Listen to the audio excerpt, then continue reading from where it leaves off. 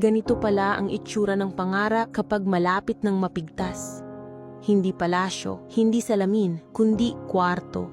Masikip, mainit, tahimik.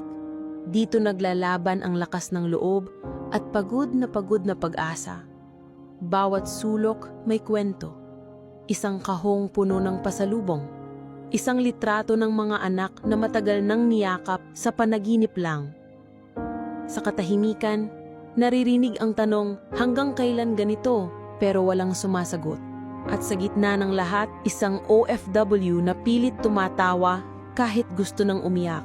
Bahala na si Batman.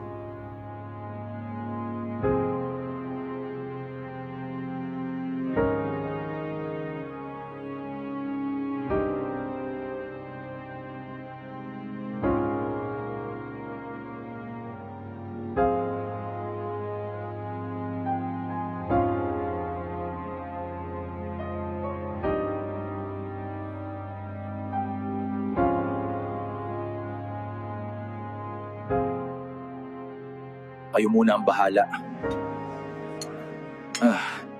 May problema din ako ngayon. Sa dami ng mga pagsubok, piliin nating lumapit at kumapit sa itaas. Hindi sa swerte, hindi sa bahala na.